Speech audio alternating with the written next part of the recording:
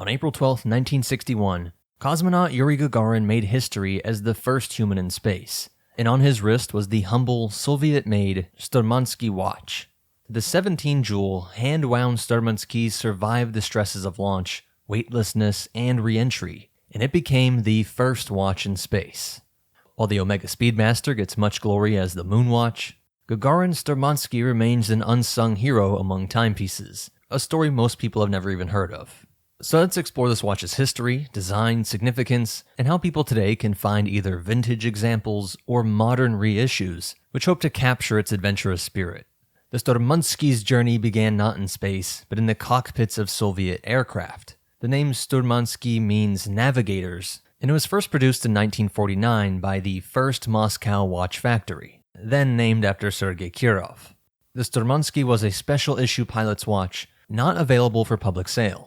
Soviet Air Force cadets who graduated flight school with honors were issued these watches as part of their gear.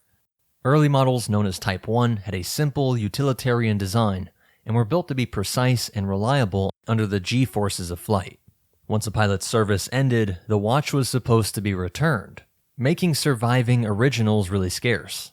In 1954, as jet aviation advanced, the first Moscow watch factory introduced an improved Type 2 Sturmanskie. It retained a compact 33mm case and plain dial of the original, but added robust upgrades for durability. The Type 2 featured a shock-resistant balance via a shock absorber on the balance staff and a screw-down case back with gaskets, which provided protection against dust and moisture, essential for pilots changing altitudes and flying through extreme conditions. The movement was enhanced to a 17-jewel caliber, the caliber 2609, also known as the 43M, and that was offering around 34 hours of power reserve and accuracy within 30 seconds per day. What's really cool is that even early models had a hacking function, where it stops the second hand, to allow synchronized timing among squad members. By the late 1950s, the Sturmanskie had proven itself as a dependable companion for Soviet pilots, and so this all set it up to be ready to enter space. Yuri Gagarin's Sturmanskie was one of these Type 2 watches. Gagarin received it in 1957 upon graduating from Orenburg's military flight school with top honors. When he was selected for the Vostok 1 mission, the trusty Sturmanskie naturally came with him.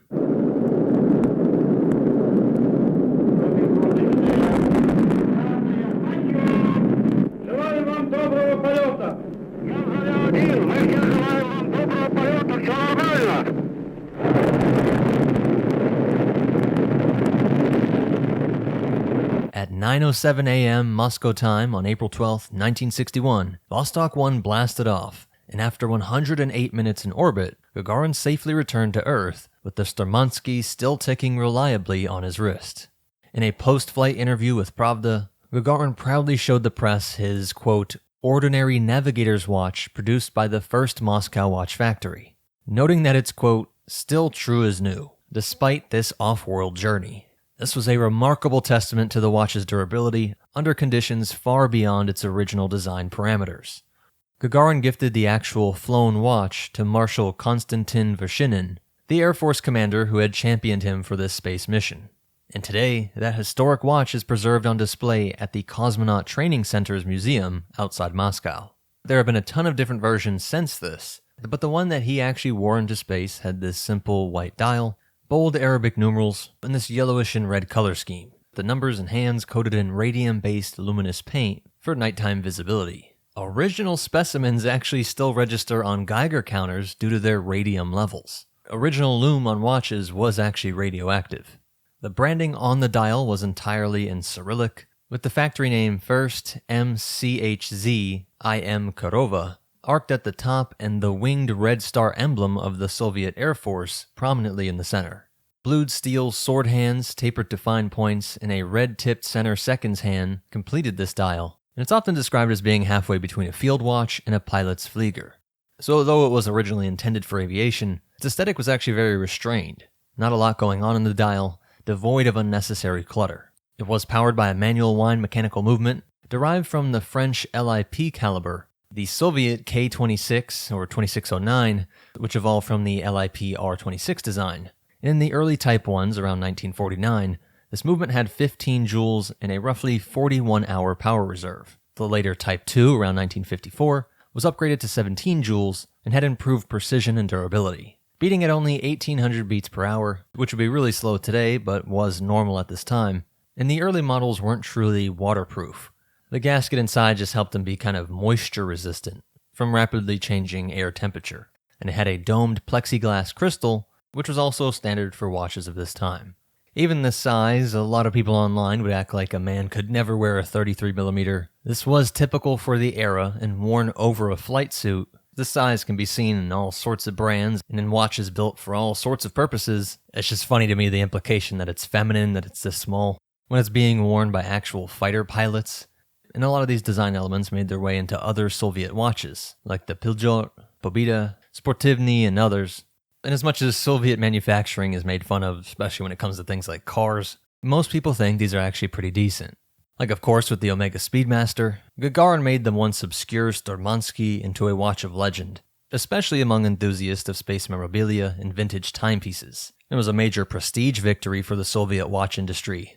The first Moscow watch factory could forever claim its product was the first to orbit Earth.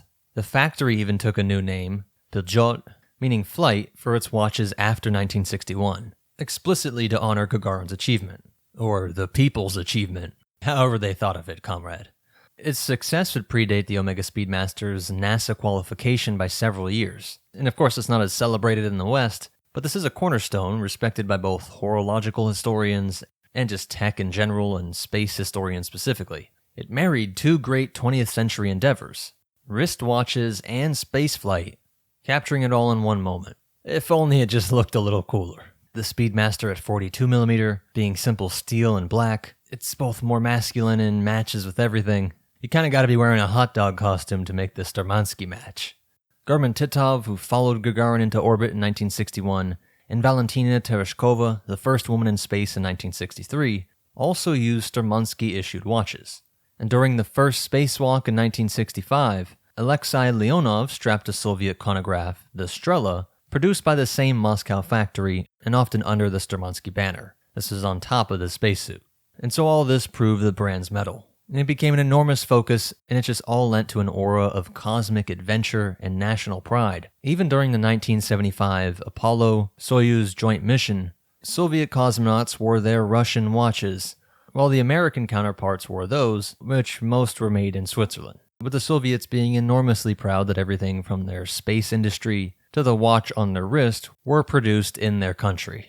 And so for collectors, it's not just a historical moment, but a romantic story at the intersection of Cold War history and watchmaking lore. Gagarin's is safeguarded in a museum, but there are many well-preserved ones from this era and faithful reissues. So let's get into a bit of a buying guide. First, you have the vintage originals from the 1960s. Finding an authentic Sturmanskie from the late 1950s or 61 identical to Gagarin's is a challenge. However, because those were issued in limited numbers and were meant to be returned, not sold commercially, genuine pieces are rare.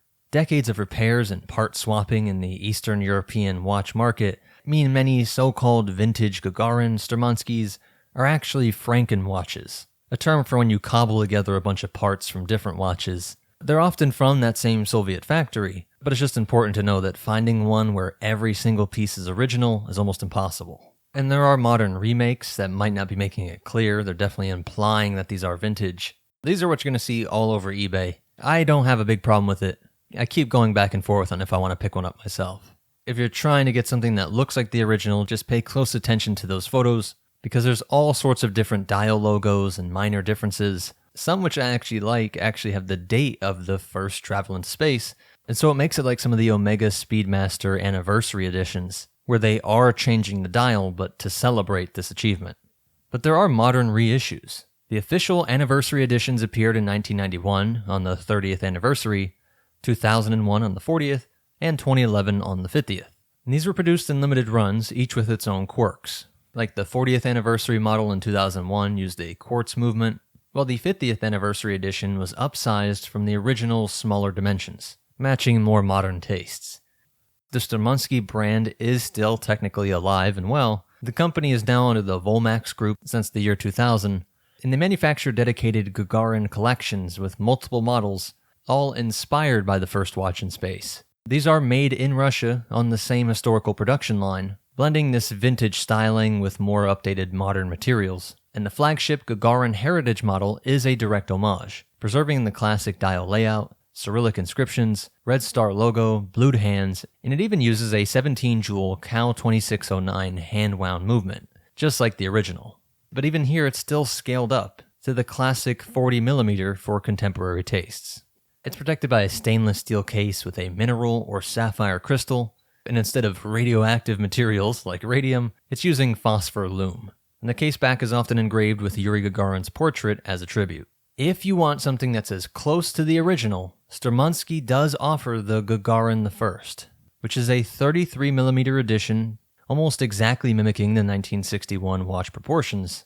But they even did one in Speedmaster size, the Gagarin Heritage 42. If you're used to wearing your Omega Moonwatch, you can have your Soviet Space Watch also in 42mm. And these usually come with the more robust automatic movements, like the Vostok 2614. Though they do have both hand-wind and automatic variants. So again, some have the original manual caliber, some are using Russian automatics like Vostok, but others even have Japanese Miyotas. And before we end here, I just want to mention a couple other modern spin-offs and related models. They really do have fun with the history here. The Gagarin Classic Automatic offers slightly dressier looks, powered by a Miyota 9015 automatic movement. There's the Day-Night model, which has dual 12 and 24-hour dials, a second time zone indicator, and a date, run by the Vostok 2432 automatic caliber. There's even the Gagarin 24 Hours watch, featuring a single 24-hour scale and date, using the Vostok 2426 movement. And this was designed for polar or space use, where AM-PM distinction is blurred. I always laugh at some watches, there's some citizen ones, that tell you whether it's daytime or nighttime. And I'm like, I don't know what normal person needs that indicator. But it's a cool bit of history that people exploring and living in these conditions, in space stations or polar outposts, that's why you got these 24-hour watches.